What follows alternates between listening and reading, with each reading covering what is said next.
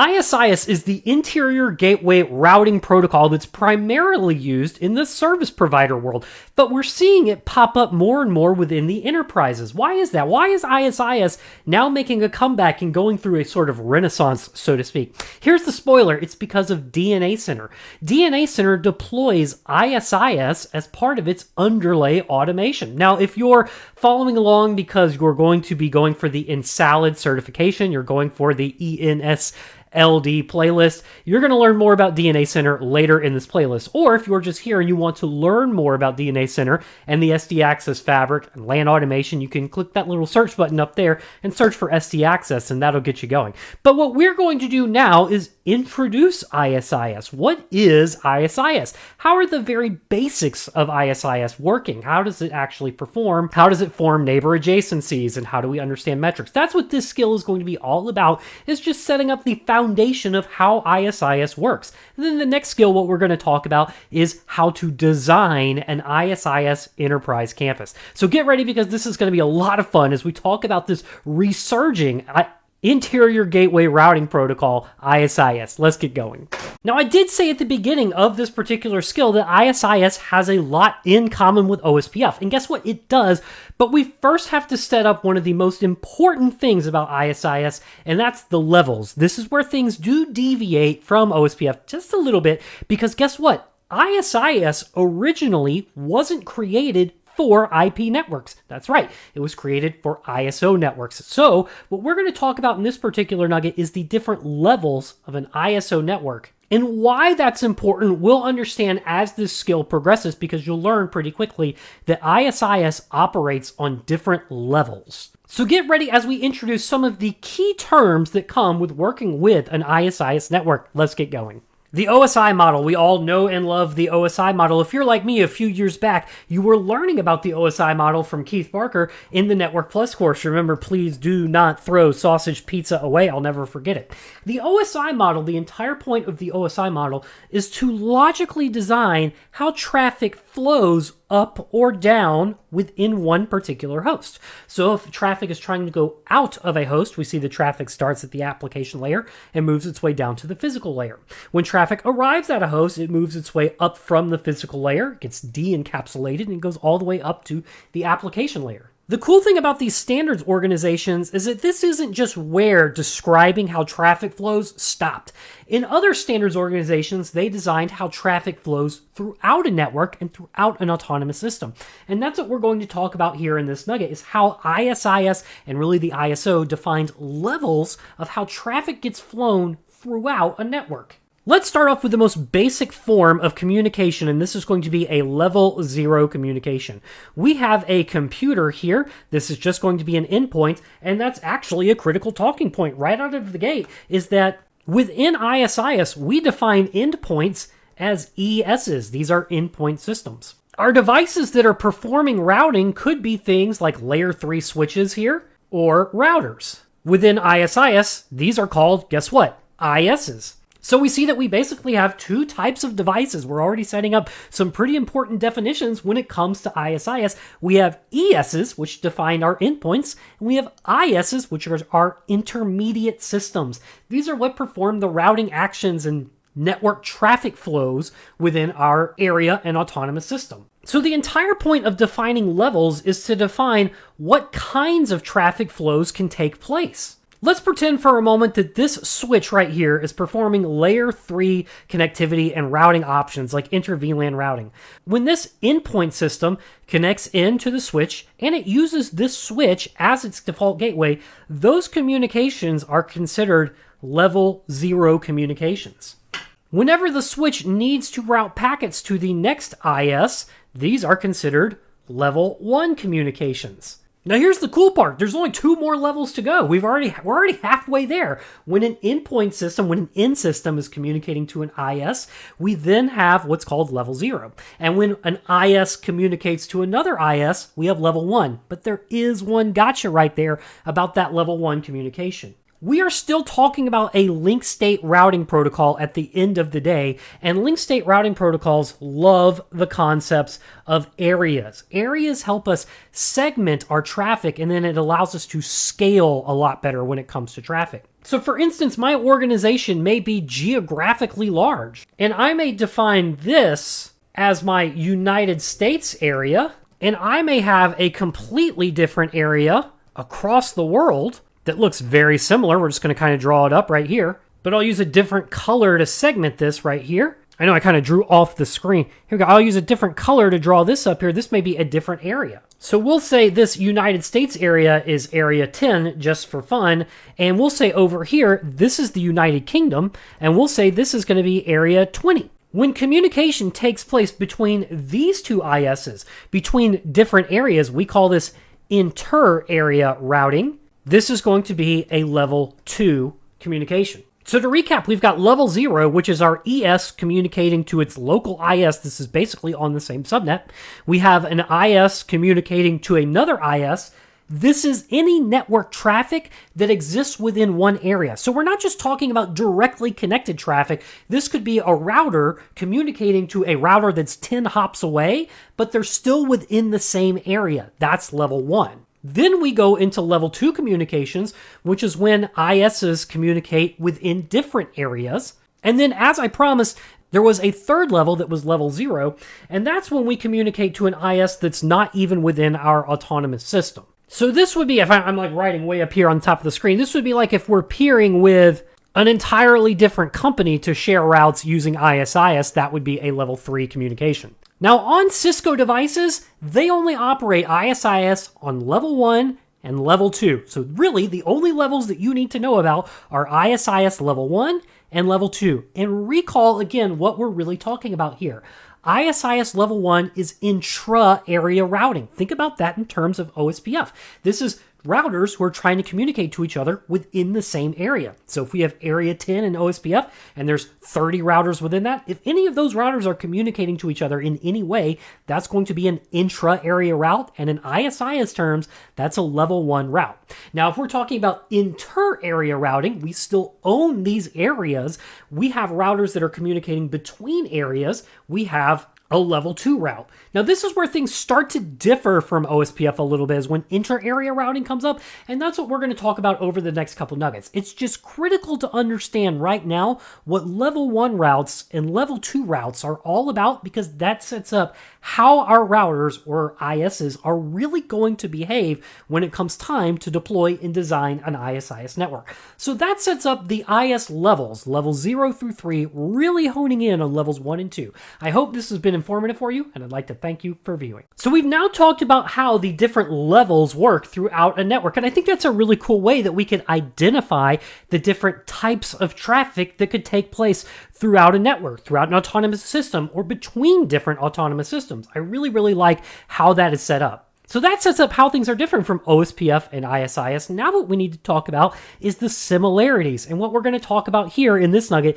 is how areas work within ISIS. There's a lot of things that are familiar here, but it is a little different. So let's talk about how areas work within ISIS. Let's go. So now it's time to talk about how areas work within ISIS. We talked about levels, level 1 and level 2, and we understand that ISs that communicate within an area, that's a level 1 communication, and ISs that communicate between areas, that inter-area routing, that's level 2 communication.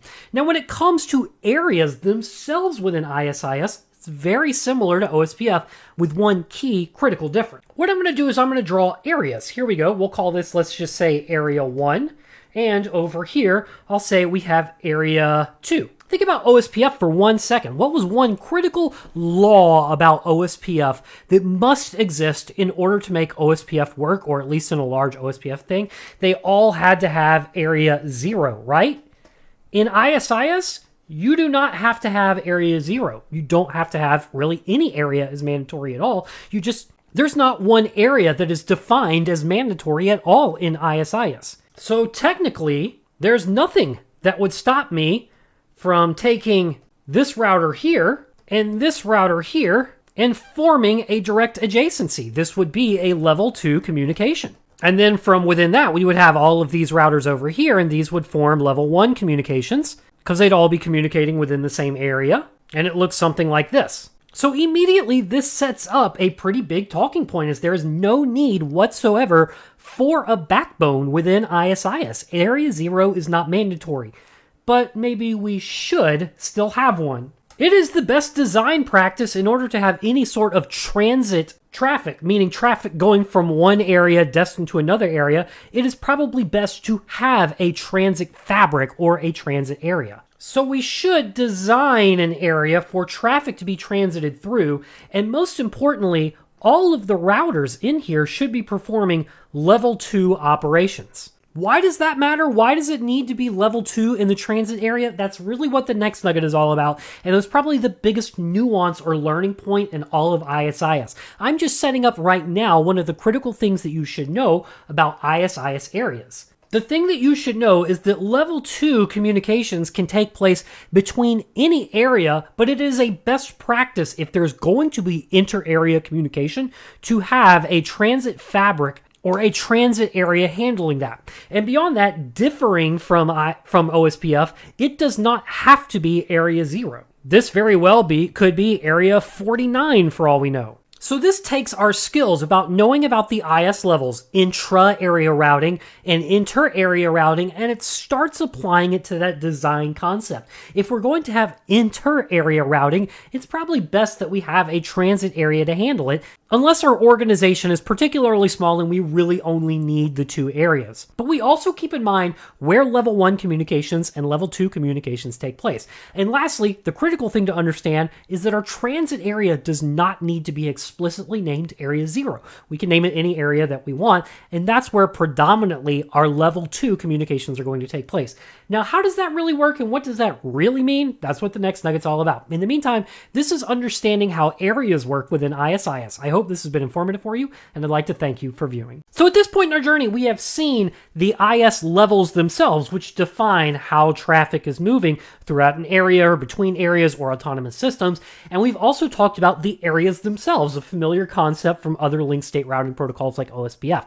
How routers behave within a level and within an area in ISIS is a big deal. It's honestly probably the most complicated part to all of ISIS. So what we're going to do in this nugget is break down how a router gets assigned to an area and how it behaves within a level or between levels before we jump into the actual CLI and see it in action. So let's get going. Okay, so this is where it all starts to come together, but this is also where it gets a little complicated. This is where the ISIS behavior really starts to shine and where we can really start to compare and contrast it to OSPF.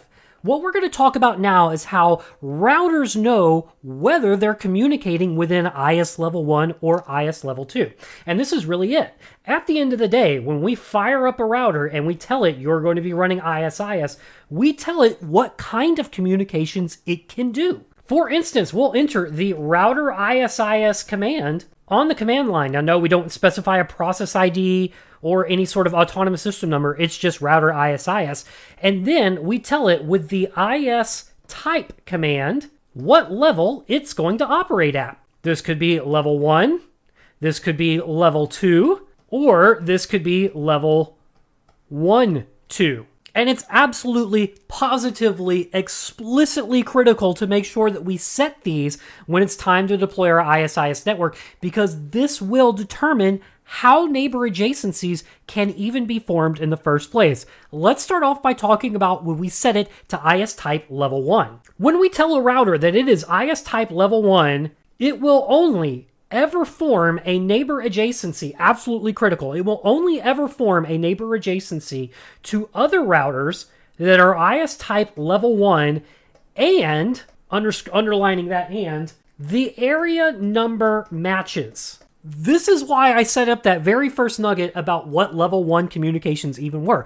Remember, level 1 communications were intra-area routing. That means that level 1 communications are only allowed to take place within the area. So our level 1 routers, when they are IS type level 1 right here, they should never be able to perform a level 2 route. They have to be a level 1 router, and they have to know that the packet that's being transferred right now is existing within the same network. So if I were to circle this right here and say this is area 1, and then I over here create a different area just like this, and on these two routers I type the command router ISIS IS type level 1, As long as the area numbers match on both of these devices, let's say this is area 2, and both of these routers believe they're in area 2, this neighbor adjacency will come to life as well. However, this communication, the level 2 communication right here between these areas, this will never ever take place. Big X right here. Meh. Level 1 routers are only allowed to route traffic at the level 1 area, at the level 1, level, intra-area routing. So this is really the first big thing you need to take away from ISIS learning, is that level 1 routers will only form neighbor relationships to other level 1 routers that are in the same area. Now we're going to clean up the screen and talk about level 2. Recall again what was the entire point about level 2.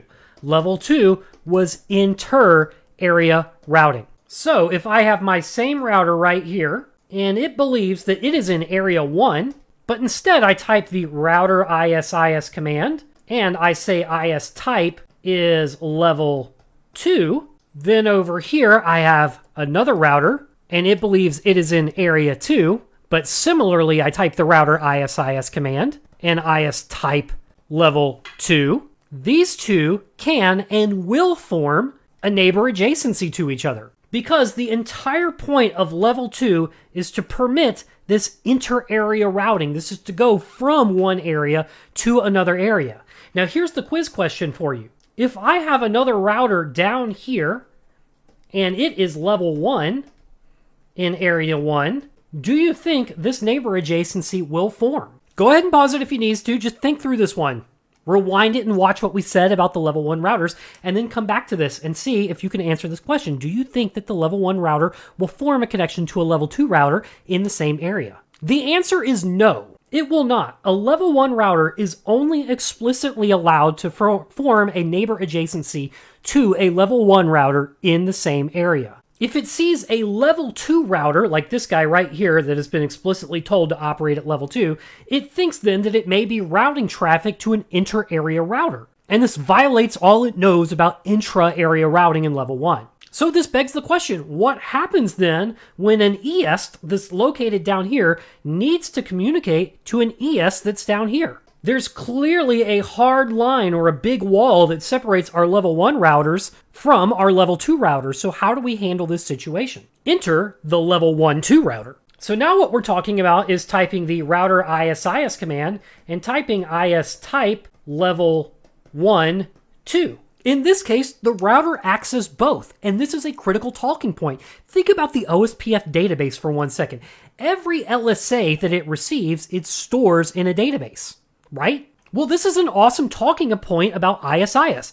ISIS also has an ISIS database, and it maintains a database for each level that it knows about. So let's say I have my router here, one more time, that sits on the edge of area 1, and I have my router here that sits on the edge of area 2. When we've configured each of these routers for level 1, level 2, what begins to happen is they will send out level 1 hellos as well as level 2 hellos. When this area here receives the level 1 hello from the area 2 router, it's going to say, well, I'm going to try and form a level 1 adjacency because I prefer level 1, but I see that you're in a different area, so I cannot form a level 1 adjacency. Then it attempts to send out level 2 hellos, and the adjacency comes to life because it allows inter-area routing. So this adjacency and all of the routes that it learns here is stored in the level 2 database. Then a similar action happens over here with my level 1 router. These two will exchange level 1 hellos, and because they're in the same area, this adjacency comes to life. And all of the routes that this router learns from level 1 will be stored in the level 1 database. Now, probably the most interesting and fascinating part about all of this is how then do our INF systems, like this guy over here, make its way into an inter-area route? When this device recognizes that it is a level 1-2 router, and it has routes within both level 1 database and level 2 database, in the level 1 area, it will then send in basically a notification that I am your exit point out of the area. And these devices, all of the other level 1 routers, will receive basically a default route destined for the level 1-2 router. In OSPF terms, this is almost identical to a total in SSA. The Area 1 in this case would have a default route to anywhere else. We do allow redistribution in at this point, but it would maintain a database of all of the intra-area routes that are available within that area. So this is kind of the nuancy part about learning ISIS. Let's kind of break it all down. If we have level 1, Area 1, forming a relationship to level 1, Area 1, we get a check mark. If we have level 1, Area 1, trying to form a relationship to level 1, Area 2, you get a big X. If you have level 1, Area 1, trying to form a relationship to level 2 anything, you get a big X. If you have level 1, Area 1, trying to form a relationship to a level 1-2 that is also represented as Area 1, you get a check mark.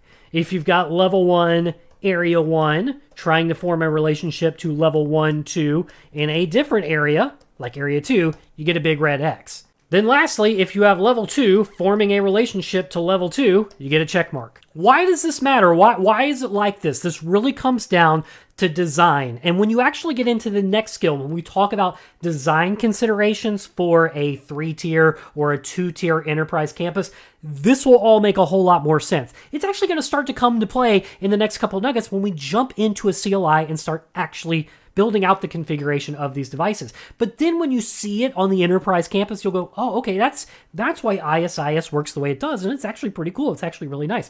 So that's been explaining the IS levels and how they interact with each other and how neighbor adjacencies can really come to life. Also keep in mind that there's separate databases for level 1 and level 2. I hope this has been informative for you, and I'd like to thank you for reviewing. So we've thrown a lot of concepts at you at this point, and there's one last concept that we're going to throw at you, but don't worry, we're going to do some CLI action and actually get our first win when it comes to configuring ISIS on a particular router. In this nugget, what we're going to set up is the net, not the internet, not the network. We're talking the network entity title. This is critical for ISIS because this is how an IS or a router really identifies itself as well as which area it belongs to. So let's get going talking about the net. So the next part that we're going to be doing now is actually getting our ISIS environment built out. And you see I've got a little topology here that we can play with. It's got 2 areas where we can set up some intra-area routing as well as some inter-area routing. And that's what we're going to be exploring throughout the next couple nuggets. But notice there's one important factor that we haven't talked about. We have talked about how to enable ISIS with the router ISIS command. We have talked about how a IS device or a router knows which level it's allowed to participate in with the IS type level command. We could specify level 1, level 2, or level 1-2. But how does a router know who the router is or what area it belongs to? This would be akin to OSPF's router ID and then area statement. Those are 2 separate statements that are combined together in one statement here within ISIS. What we're talking about is the net command, and net stands actually for Network Entity Title. The network entity title does, well, honestly, a whole bunch of things within non-IP networks. This is how a device would identify not only who it is, what area it belongs to, but also what kind of traffic it's carrying within a packet. Now, it also varies in length. It has multiple sections or pieces that build it up, and in traditional Cisco configurations, it is broken up into 6 16-bit sections. It looks something like this. The first 16-bit section traditionally is pretty much always almost 49. This is called the AFI, and you really only need to know that for trivia whenever you're out at a networking trivia thing. The next 16-bit section is the actual area itself. So if this device or these devices were in area 1, we would write 0001. Then the following 3 16-bit sections are going to be something that uniquely identifies the ISs on the network. This could be something like a MAC address. A MAC address is 48 bits long, so 3 16-bit, 48 bits. You could use a MAC address because it's going to be unique and it could identify this IS uniquely on the network. For simplicity's sake, for like router 1, we could do 0000.0000. Oop, one more 0. 0001. And then lastly, we type 00 here. The 00 at the very end octet basically tells other devices, this is me identifying myself. Otherwise, we would be identifying what kind of traffic we're carrying throughout the network, and that's not what ISIS over an IP network is all about. So breaking it down, we start off with 49 and we end with a 00.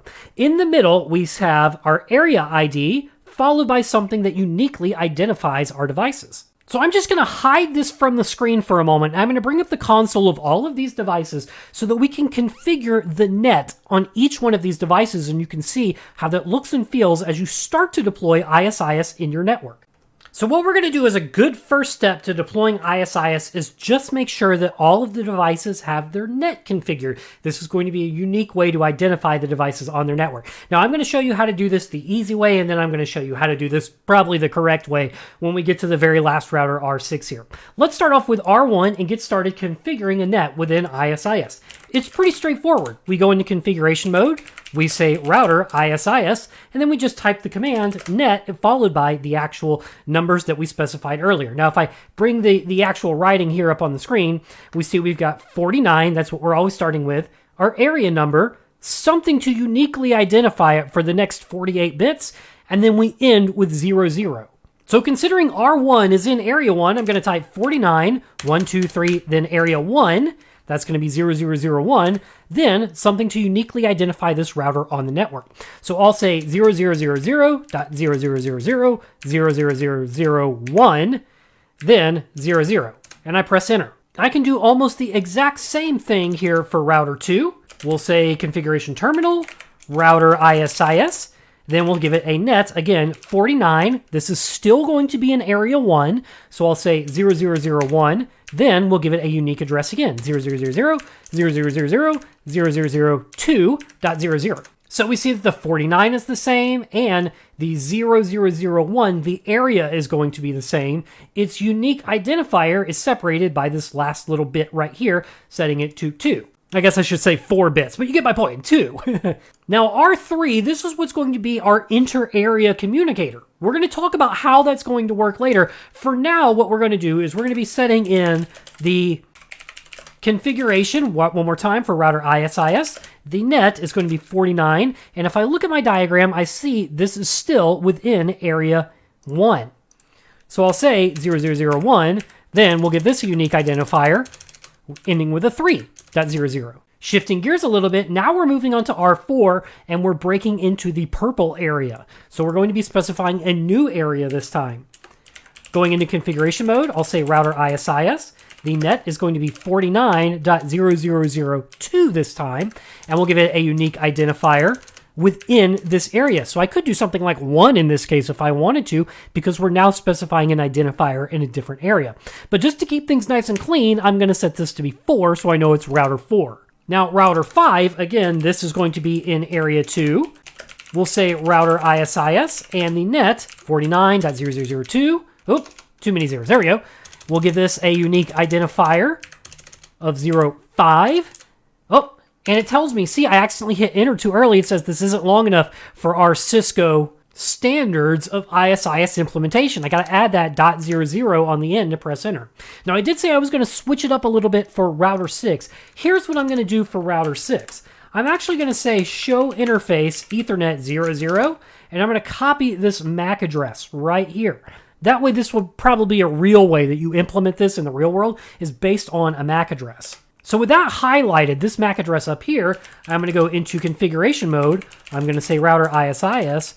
We're going to say it's going to be in area 2, but now I'm going to paste in that MAC address and end it with 00. See, this is a really clean way to handle uniquely identifying a bunch of different routers that are going to be out there in the wild is by MAC address. Now, it doesn't help me in the instance that I need to figure out, like, well, is this R6 or not? But ISIS actually has that covered with neighbor adjacencies because it collects the host name when it forms an adjacency. It's really cool, and we're going to see that in the next couple nuggets. So that's been understanding what the net, the network entity title, does for us and how we can configure it on the command line. In the next few nuggets, we're going to break bring this thing to life by deploying level 1, level 2, and level 1-2 neighbor adjacencies. We'll even do some packet captures to see how this adjacency comes to life. So that's been understanding the net. I hope this has been informative for you, and I'd like to thank you for viewing. All right, we've thrown a lot of concepts out there at this point. We've talked a lot about levels, we've talked a little bit about areas, and we've talked about how routers or ISs actually behave when they're assigned to a specific type of level or within a specific type of area.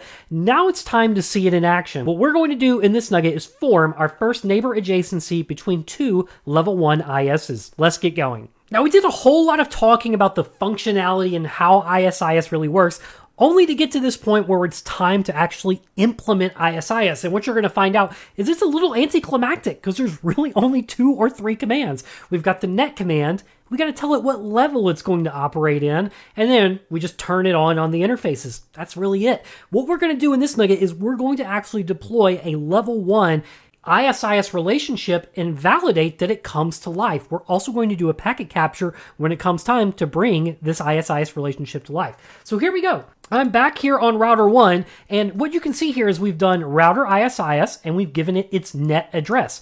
Now what we need to do is set the IS type. If I hit question mark, you can see what our options are here. We've got level 1, level 1-2, and level 2 only. So looking at my diagram, what we want is we want router 1 to be level 1 and router 2 to be level 1, and this is where we're going to be focusing right now in this nugget. We're just going to be bringing this relationship to life. Then we'll jump over here to router 5 and router 6 and bring those level 1 relationships to life. So here we go. With my IS type already typed out for me, I'm going to set this to be level 1 and press enter. That tells R1 you are going to be a level 1 only router. And when it goes through, again, all of those things that we already know about level 1 routers, they can only form adjacencies to other level 1 routers within the same area. And we identified that area in the net command. So we shouldn't have any issues bringing our router 2 into the ISIS neighbor adjacency. So just like we did before, I'm going to type IS type level 1 right here. And now both of these routers are configured with a net, an identifier identifying their area, as well as understanding what level they're allowed to participate and ultimately how many databases they need to store. Now what we need to do is we need to turn ISIS on the specific interfaces that they want to find neighbors on. I did it this way because it's actually pretty fascinating to me how ISIS really works under the hood. I'll go into Ethernet 0 here, and the command is IP router ISIS. That's it. That's it. ISIS is now advertising level 1 hello packets out this particular interface. And before I type the command here on router 2, what I'm going to do is I'm going to start a Wireshark packet capture here within EVE-NG. I'm going to go to capture, and I'm going to capture right there on Ethernet 0, right here. That way we can see how this neighbor adjacency comes to life. I think you're going to find this pretty fascinating. Here comes the packet capture. I'm going to click OK.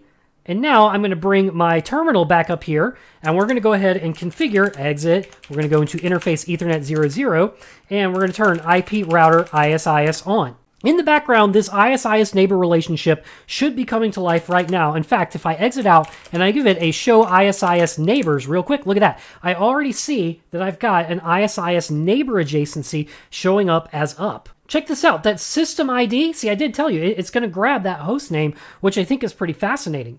It also figures out which interface this is on, and it tells me what circuit I belong to too. This is router 2. So let's jump back to the packet capture real quick and see how this neighbor adjacency came to life. I'm going to hit stop here and filter this out by ISIS. What's the most fascinating thing you see right here on the screen? I know it's kind of grayed out. If I hover over it, maybe you can see it a little bit better. What is so fascinating about this? Look at this, the source and the destination. If I actually expand it a little bit right there, look at this. This neighbor adjacency and all ISIS operations take place on layer 2. That's right, we can actually form ISIS neighbor adjacencies without an IP address. There's no multicast happening here. There's no broadcast. It's just layer 2 connectivity. And this is actually one of the key design talking points about why you would choose ISIS over different routing protocols, is because neighbor adjacencies take place without IP addresses if we wanted to. I have to believe this is one of the key reasons why the developers who deployed DNA Center actually chose to deploy DNA Center, because that way we could actually form neighbor adjacencies between all of our different edge or border nodes or intermediate nodes. And even if something is going wrong with the IP routing at layer 3, we can still maintain ISIS neighbor adjacencies at layer 2. So if I expand the protocol here a little bit, what you see is we have hello packets going back and forth. Kind of hovering over it, we see that the 01 here, this is actually the MAC address of R1, and the 02 right above it, that's the MAC address of R2. We see where the hellos have now gone back and forth, and they found each other, and then enters the LSPs. Within OSPF, we have LSAs, LSUs, LSACs, LSDBs. We have link state updates, link state. You get the idea. We've got all of these different things. Within ISIS, there are just LSPs, link state, which is actually PDUs, protocol data units. That's right. ISIS is communicating these updates again over layer 2 using LSPs. And this adjacency came to life because we're using level 1. Again, pay very close attention to this because we specified that both of these devices were going to be level 1 routers. They will only send level 1 hellos. If you look in these destinations right here, they're only going to level 1 hello MAC addresses. See? ISIS, all level 1 ISs. That's the destination. If we explore the actual LSP, you can scroll it down and you can see the different bits of data that are actually contained within the ISIS datagram. We actually see the host name. We see the protocols that are supported. We see the area that's given here. Beyond that, we see the IP addresses that it's connected to and their metrics associated with it. Now, what are the metrics of ISIS? That's also another major talking point. We're going to save that as we get further along in the course because we've covered a lot right here at this point. What we're going to do now in the next nugget is form a layer 2 adjacency, almost the exact same way we did here, but then do a packet capture to see how that layer 2 adjacency came to life as well, just to differentiate those level 1 hellos versus those level 2 hellos. In the meantime, this has been how to get a level 1 adjacency brought to life. I hope this has been informative for you, and I'd like to thank you for viewing. Now let's mix things up and talk about inter-area communications and bring level 2 into the mix. What we're going to do in this nugget is form level 2 adjacencies between two different routers in this case and see how the level 2 interactions take place before we jump into the final concept, and that's going to be the level 1, level 2 routers. So now what we need to do is we need to bring a level 2 adjacency to life so that we can perform some inter-area routing, and this one's going to be a lot of fun because this is where we'll get to see the subtle nuances of how those levels actually play in here for us. We're going to form a level 2 adjacency right here, and this is going to be level 2 only, just for this particular nugget. The reason why I'm doing level 2 only is, first of all, I want to see what the level 2 adjacency steps look like. Beyond that, I want to see what happens when we try to form this adjacency when we already set R2 to be level 1 only. This will prove to us that a level 1 router, even if it's in the same area, won't form an adjacency to a level 2 router. So let's jump on R3 and R4 real quick. Here I am on R3, and if I go give it a show run section ISIS, we'll see real quick I've only configured the net.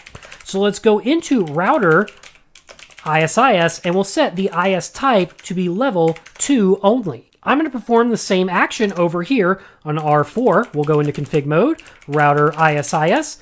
We'll say IS type is level 2 only. Now, if I look at my diagram real quick, I see this is going to be Ethernet 01 on R3 and Ethernet 00 on R4. So on R3, I'm going to go into Ethernet 01 and I'm going to turn ISIS on. Over here on R4, I'm going to go into Ethernet 00, but before I turn ISIS on, I'm going to start the packet capture one more time.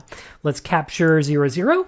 And the packet capture is coming to life. So here I go. I'm going to turn ISIS on, and I should only expect to see level 2 data going back and forth this time, as well as the updates. As I'm watching it right here, I see the hellos and the LSPs coming up. So that means the adjacency is probably brought to life. If I hit N to give it a show ISIS neighbors, there we go. I see I have an up state right here with this neighbor on R3. So let's stop the packet capture and take a look at what we got here. Filtering out ISIS one more time. I think it's really important to point out that because we specified this is a level 2 only, we only see the destination addresses at layer 2 destined for the level 2 only ISIS address. Here we go at layer 2, and now we have a different destination MAC address because this is only trying to communicate and form adjacencies with level 2 addresses. Notice that this neighbor adjacency also came to life regardless of what the area ID was. In fact, if I go back to the command line and I say show ISIS neighbors detail, we can now actually see it tells us what area the neighbor is in. This says the area address is 49.0001 for our neighbor when we, on R4, know that we are in 49.0002. So this emphasizes the point that the entire purpose of level 2 routers is to form adjacencies between discontiguous areas. And it allows routing and neighbor adjacencies to happen between different areas. Now here's the real kicker. R3 now has a neighbor relationship right here to R3 and R4, but can it form a relationship to R2? R2 is a level 1 router. So on R2, I'm going to go into Ethernet 01, I'm going to turn ISIS on, and R3 here, what was that, Ethernet 00? It sure was. I'm going to go into interface Ethernet 00 and turn on IP router ISIS. If I perform the packet capture here on 00 and filter out by ISIS, I see level 1 packets coming in from router 2, and level 2 packets going out from router 3, but that's where the buck stops. All I'm seeing are hello packets being sent back and forth here, and because they don't line up with each other, because they're not level 1 both, these two will not form a neighbor adjacency. So if I say show ISIS neighbors real quick, we see I still only have one neighbor adjacency, and that's at my level 2 route. So how do we fix this problem again? We need to have packets from one area traversing to the other area, and that's where we change our IS type to be the level 1, level 2 routers. And that's what we're going to do in the next nugget. In the meantime, this has been understanding the level 2 communication and neighbor adjacency process. I hope this has been informative for you, and I'd like to thank you for viewing.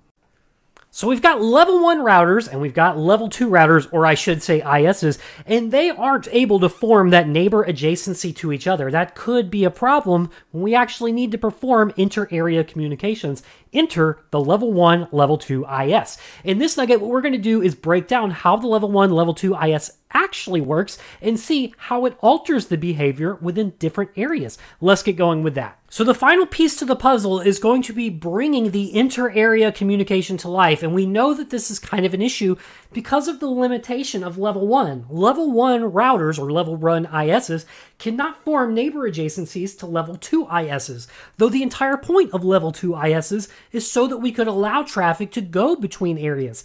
That's why our routers that are sitting on the edges of our areas actually have to run both, and they have to keep databases for both level. So that's what we're going to do in this nugget, is we're actually going to set up and change R3 and R4, which were here on our topology, to be level 1, level 2 routers. That way they can form level 1 adjacencies within their area, as well as level 2 adjacencies between areas. So here we go. On R3, since this is a lab environment, I'm just going to wipe it out. No router ISIS. There we go. Now I'm going to jump back into router ISIS. We'll give it the net command, give it 49.0001. Because R3 was in area 1, we'll say 0.000.0.003.00. Now I'll say my IS type is level 1-2, even though that's actually the default behavior. The default behavior is to be a level 1, level 2 router and maintain 2 databases. Now the issue with this is a design perspective point. You don't want to run every single router as a level 1, level 2 router because first of all, you could bring up adjacencies that you didn't mean to bring up. But second of all, now these devices are maintaining 2 separate databases that, could be a scalable or a CPU issue, especially on older legacy devices too. Let's do the same thing over here on R4. We'll go into config mode. We'll go into router ISIS. Actually, no, we're going to say no router ISIS by router ISIS. And then we'll go back into router ISIS. We'll give it the net 49.0.0.2. Give it the unique address of 4.0.0. We'll say its IS type is going to be level 1.2 just to explicitly set that. And then on its interfaces, we'll just make sure. Let's say do show run interface Ethernet 00. It should already be there. It's not. Interesting point. When we say no router ISIS, it wipes that configuration off of the Ethernet addresses too. So if I check out both of these configs on either of these Ethernet addresses, guess what? The ISIS command is gone, so no adjacencies are being brought up right now. So let's go into interface range, Ethernet 0, 0 through 1, and say IP router ISIS. I'll do the same thing on R3 over here. I'll go into interface range Ethernet 0, 0, -1, and say IP router ISIS. It should only take a second or two for these neighbor adjacencies to come to life. So I'll say show ISIS neighbors, and look, now we have a level 1 adjacency to R2 and a level 2 adjacency to R4. If I jump over here on R4, I'll say show ISIS neighbors, and I see the same thing because we set it up on the other side. We've got a level 2 adjacency to R3 and a level 1 adjacency to R5. So on R4, I can actually specify my show ISIS database, and look, I can even specify which database I want to look into with the question mark. I can specify level 1 or level 2, or I can specify, give me details. You get the idea. I press enter here, and it shows me both the level 1 link state database as well as the level 2 link state database. So R4 learns about R3 and all of the links about R3. This is another critical point, is that as traffic traverses one area to the next area, it doesn't advertise every single link or every single link state update or link state advertisement that took place in that other area. So to explain that further, here we have area 1, and there are nothing but LSPs taking place here, and R3 knows about every single link within this area. When it comes time to advertise those links to R4, it doesn't forward all of those LSPs. It's kind of like the summary LSA in OSPF. R3 just tells R4, hey, if you want to reach any of these networks, just send it to me. So R4 knows about all of the networks via R3. In fact, I prove it with show IP route. Look at this. You can see the level 2 routes that were learned via the level 2 communication. And this sets up the next major talking point, and that's what metrics does it use? How did it know that the metric was 10, 20, 30? This is kind of a crazy thing, but it's the honest truth. Every link, by default, regardless of bandwidth, regardless of delay, regardless of anything, on a Cisco router, every single link has a metric of 10 on an ISIS router or an IS device within Cisco programming. That's it. So as each hop it goes, it just increments by 10. That's really it. That's how it finds the best path through ISIS. And 10 actually meets a limitation. It can only get so big, which is why 9 times out of 10, they introduce something called wide metrics. So when you go into router ISIS configuration mode, what you want to do is you want to set the metric style to wide. And you want to do this on every router so they all know they're talking the same language. We'll say metric style wide. And I'm just going to go ahead and do this on every router in the environment so they're all communicating with wide metrics. And then once this is all configured, we'll talk about what those wide metrics really did for us. So now if I jump back to R1 and I give it a show IP route, we'll see, well, look, there's a few interesting things here. First of all, the metric itself didn't actually change, but when we set it to wide metrics, what we're really allowing it to do is not reach that maximum metric in case it's got to go many hops away. By default, you really just want to set your metrics to be wide. That way we could support really large metrics and then define the best path that way. Beyond that, look at this. Now we have the default route that was injected because it learned that there was a level 1, level 2 boundary. Something that's worth pointing out about this, if R3 had not formed a layer 2 adjacency, it would have just continued to operate as a level 1 router only. So this default route would have never actually been injected if R3 had not formed the level 2 adjacency. But as soon as it did form the level 2 adjacency, R3 began advertising that it was a level 1, level 2 router, and then all of the devices installed a default route. So if I look on R6 real quick, and I give it a show IP interface brief, I see it has the IP address of 10.100.100.2. Can R1 ping 10.100.100.2? There we go, round trip traffic.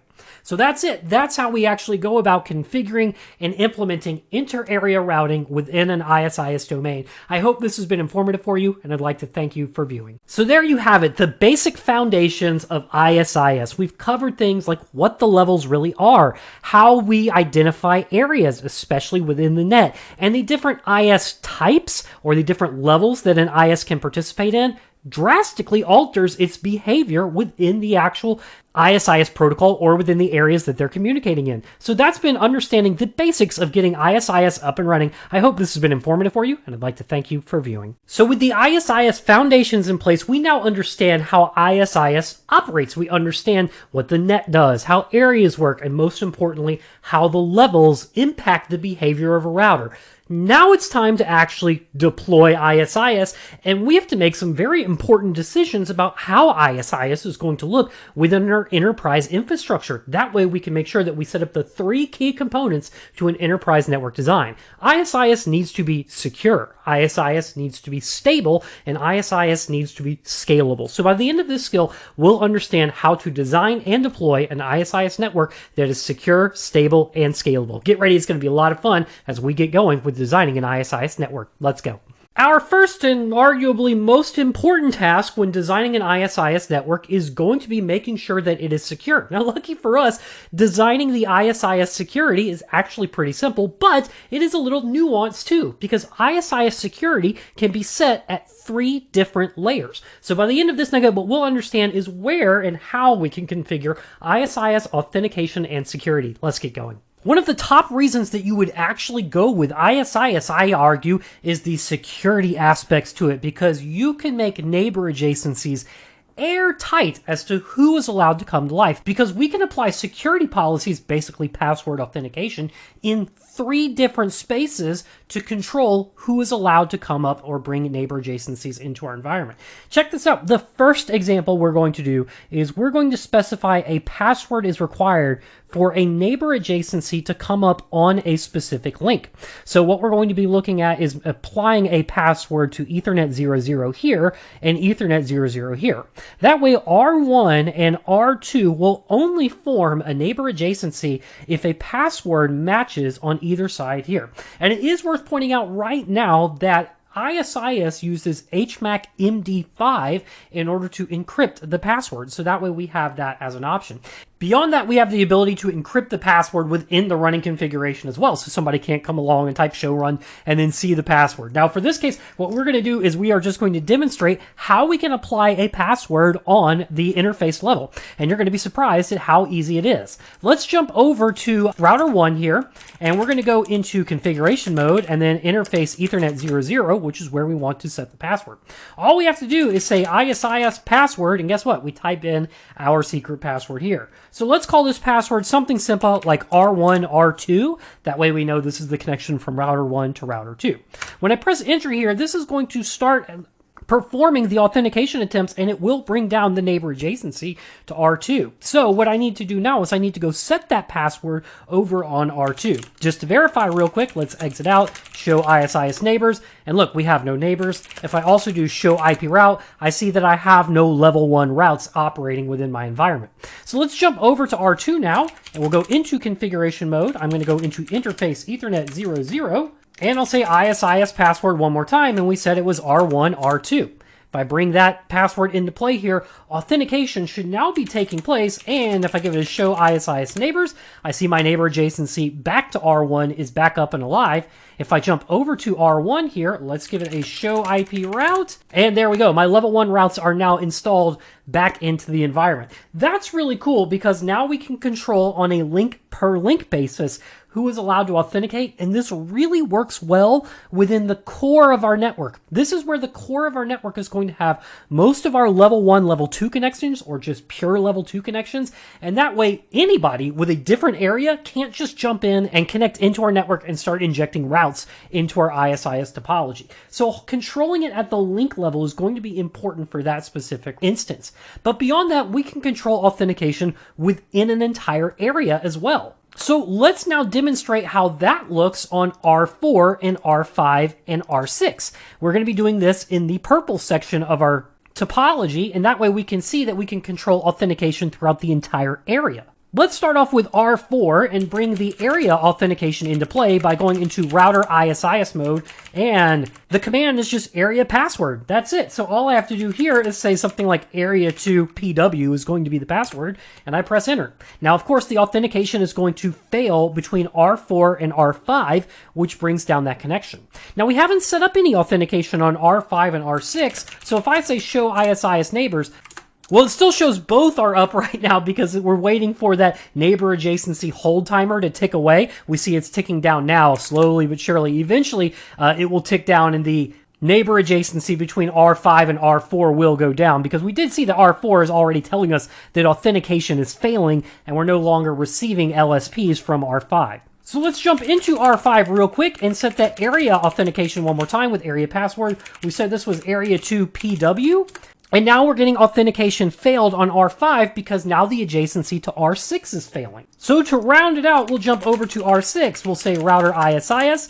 We'll set the area password here as area 2 PW. So we're not getting any more failures at this point because we now have authentication set throughout the entire area. Remember one more time, when we set that net, the net was 49.0002. We're basically applying authentication at this spot right here. But, like I said, there is a third option, and that's where we can apply it throughout the entire domain, and that's what this number, the AFI, really represents. So anywhere that we have a neighbor adjacency that begins with 49 as the area, 49 dot, in that first 16 bits, we can actually apply authentication there. So now if I want to apply authentication throughout the entire domain, my entire autonomous system, we can do that too with, guess what, just the domain password command, again, within the router ISIS parent configuration mode. To make this nice and snappy, here's what I'm going to do. I'm going to bring up Notepad and just type router ISIS. We're going to say domain password.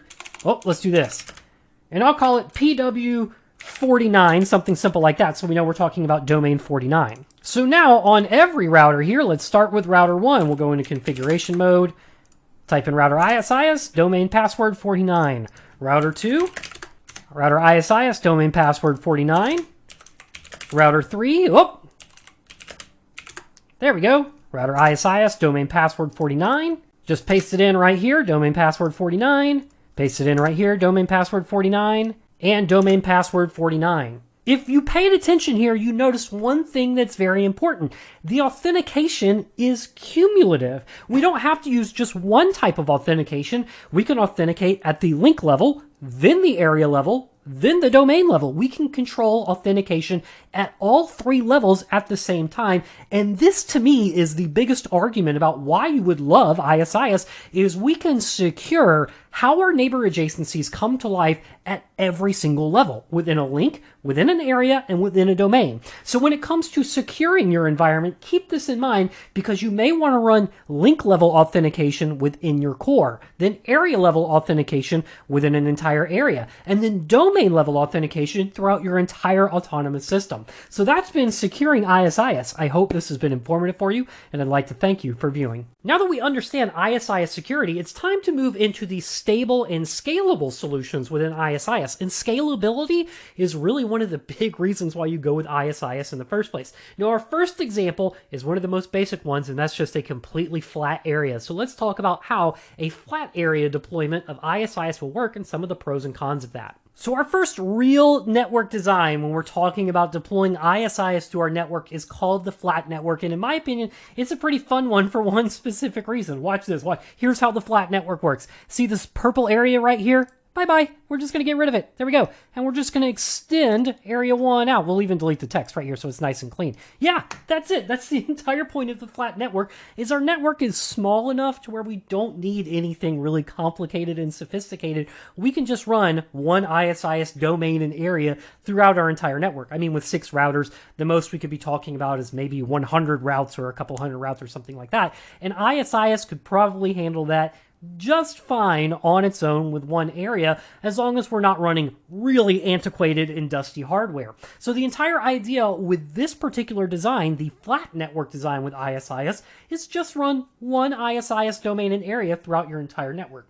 Now this begs the question, pros and cons, or more specifically, which level should we operate these devices at? Well, the gut reaction is, first of all, to just run one database because the entire network is small. But this presents a big scalability issue. If we were to run level 1 throughout the entire network, what do we know about level 1?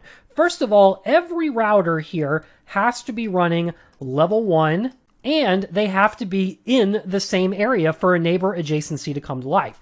This creates a huge scalability issue because what happens when we expand? What happens when our tiny little business, hits the gold mine and we become gigantic and next thing we know, we're worldwide? All of a sudden, we've got an issue because we're growing and growing and growing our database. And our couple hundred routes become a couple thousand routes, and now we have no point of our network where we could perform some form of summarization, and we have no place where we could break this down into smaller areas because, again, the requirement of level 1 is that every device has to be in the same area. So let me clear this screen out a little bit here. Let's erase all this. There we go. Get rid of that area. So then our next option becomes, well, we could do level 1 and 2. That way, by default, these devices will all form level 1 connections as long as they're in the same area and they're all running level 1, level 2. That's a good idea. And without any level 2 connections, there will be no level 2 link state database. So that's a clean way to handle it too. But the moment you start adding in other areas into the mix and we start forming level 2 connections, now all of these routers here are maintaining 2 databases. Again, that might not be a huge deal depending on how many routers and how many routes you're talking about. But running 2 databases and running your Dijkstra algorithm, the same algorithm that OSPF uses, across 2 databases, could create some CPU overhead or load on your devices. It just depends on how much traffic you actually have flowing through your particular network here if you want to run 2 databases, and then you got to monitor that CPU load on these devices. So perhaps maybe the best level for us to actually operate on is level 2. Level 2 doesn't care what area these are operating in. They don't have to be in different areas. They can be within the same area to form a level 2 adjacency. But then we have the option of bringing in level 1, level 2 routers and then forming different areas after the fact. This creates the scalability solution for us here. And as we'll come to find out, when it comes to designing a network, especially in the next nugget, we always design our network starting with the center. Whatever we have, if we already have a core network, we start there. Or if this is all we have is just these 6 routers right here, we pretend that this is going to be the center of our network, and we want to design it with scalability in mind. Level 2 routers bring that scalability into the table because that way we have one database to maintain our core, but at the same time we can form adjacencies at different areas. Keep in mind also that we can control how those adjacencies come to life with the security content that we just covered in the last nugget. So that's been implementing a flat network, just one area for ISIS. I hope this has been informative for you, and I'd like to thank you for viewing. So that flat ISIS network was pretty basic, right? And there's not much to it. The configuration is just deploy ISIS everywhere. What we need to do now is talk about the real world scenario there where we have a three-tier hierarchy of an enterprise campus with a core, a distribution, and an access layer. How do we design ISIS in this situation is very important when it comes to scalability. So let's fire up the topology one more time and take a look at how we could deploy an ISIS network with a 3-tier enterprise architecture. So here it is, the big mama, the actual enterprise campus with 3-tier hierarchy that it comes to designing ISIS. Now this is kind of a tricky thing because ISIS operates in 2 levels and there's no real concept of a virtual link like there is in OSPF where we could link a really separated one all the way through to the backbone, right? Here in this case, this is how we would go about designing an enterprise campus. We actually have a few different options, but option number 1 is really not an option at all. Start at the core, work your way in the middle out, and always think in terms of scalability. In the core network here, this is where we want to operate at level 2. Now this could be level 1, 2, or just straight up level 2. It's probably advisable to operate at level 2. We don't really ever want level 1 connections or a level 1 database to be operating in the core because that's what these devices will prefer is a level 1 connection. For instance, if we had level 1, level 2 here, and all of these are in area 0. I know this text is really small. I kind of had to shrink all of this down. I'm just going to write area 0 over here. If all of these are operating in area 0 and we set all of these IS types as level 1, level 2, guess what happens? These all form level 1 connections to each other. And then when this device here forms a level 2 connection here, and this device here forms a level 2 connection here, guess what happens? They all start getting default routes and we get suboptimal routing in the mix here. Whereas if they were just level 2 connections only, Let's just erase all of this. And we say these were level 2 connections, even if they're in the same area 0. Whenever there's a level 2 connection that's brought in here and it stays level 2, the explicit exit points for these routes are what gets propagated throughout the core. And that's exactly what we want. Now, in a real world scenario, you probably wouldn't have your internet connected straight to the core, because one of the kickers is that level 2 does not propagate any sort of default route. It only knows about explicit routes, and as a result, our core is nothing more than a transit network. This is an actual critical thing to think about, is even though a core is not required, like it is in OSPF with Area 0, the backbone area, when it comes to a 3-tier hierarchy, it's almost guaranteed that you need to have some sort of core. You need to have some sort of backbone area. And you don't have to call it Area 0, but it's nice and easy to call it Area 0, because that's what everybody learned when we learned OSPF coming up, right? So in this case, we have a core, and we have Area 0. Now what we're going to focus in on is the distribution layer. That's what these little kind of like white blocked out shaded areas are here. These are going to be our distribution layers. And in our distribution layer, this is where we're going to be running level 1, level 2. So in the core, we have level 2, and these are Area 0. In the distribution layer, we're going to be running level 1, level 2. In my green section here, I've got Area 2. So this switch right here, and this switch right here, and this connection here, and this connection here, these will form a level 2 adjacency.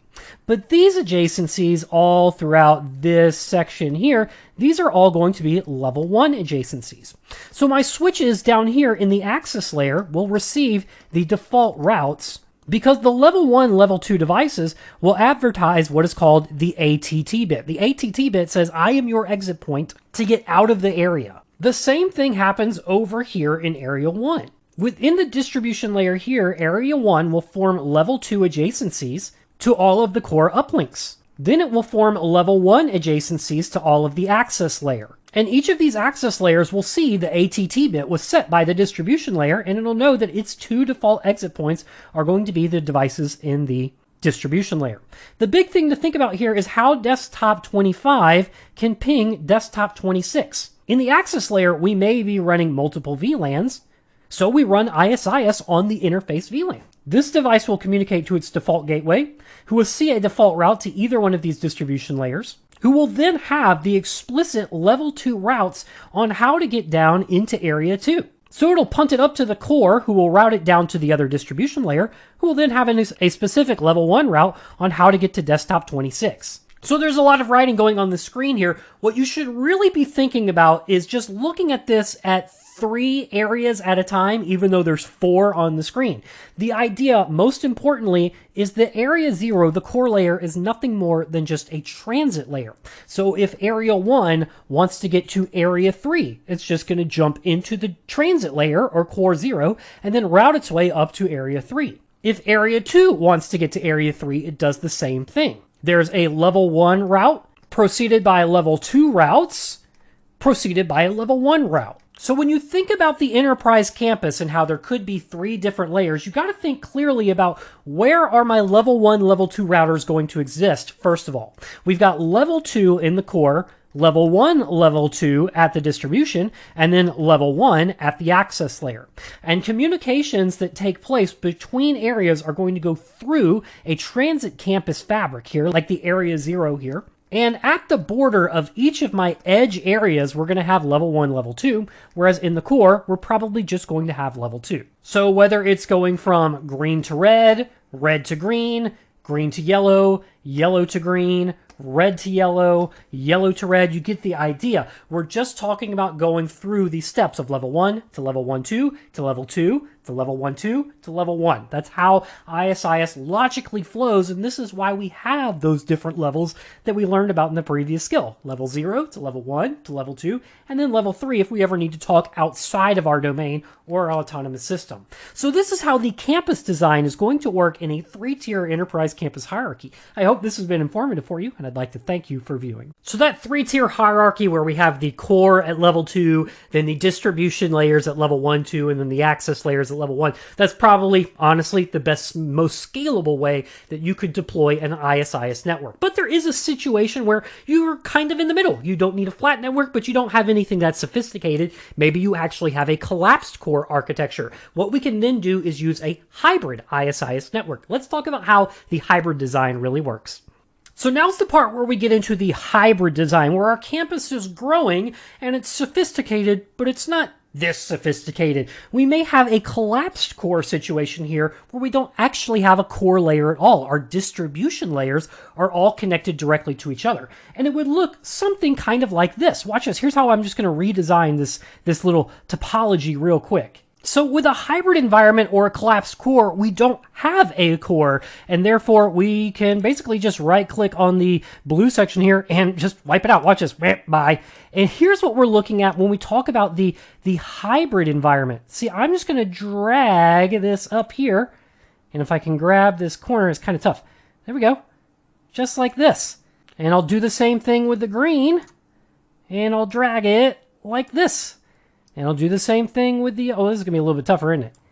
Let's grab the yellow and drag it kind of like this. That's the idea with a collapsed core or a hybrid network. This is how it works. Instead of just running level 2 throughout the entire core, what we've done is we've effectively pushed our level 1, level 2 configs up here to what was the core.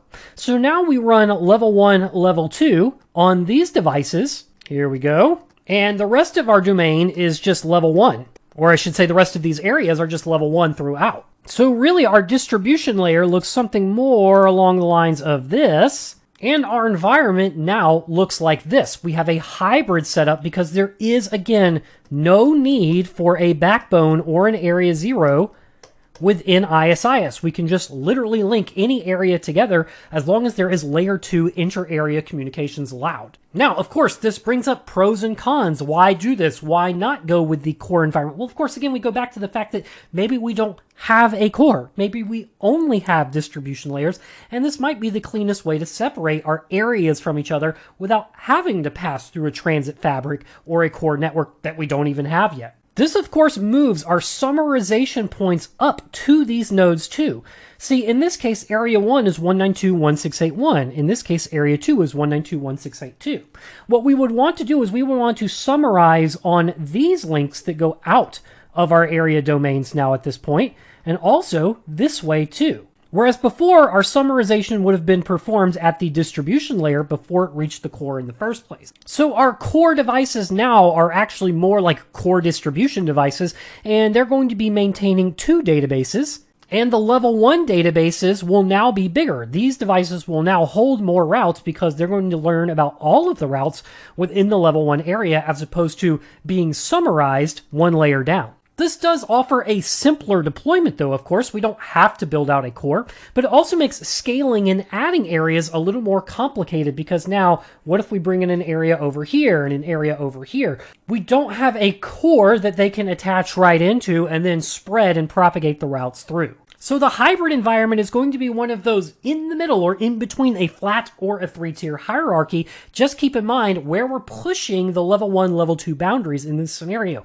Given the opportunity, it's going to be best or preferable to have a transit or a core area. That way we could go from one area through the transit to the second area with borders of level 1, level 2 right on the borders of those areas. That's how the preferable way or the preferable design for an ISIS network would work. So that's been the hybrid ISIS network. I hope this has been informative for you, and I'd like to thank you for viewing. So there you have it. We have wrapped up our journey through ISIS. We now understand not only the foundations of how ISIS works, but also how we can design it in different types of networks, and beyond that, secure it, which is a very important aspect. So that's been understanding how you can deploy ISIS in a 3-tier hierarchy, a flat hierarchy, a hybrid hierarchy, and secure it in the mix. I hope this has been informative for you, and I'd like to thank you for viewing.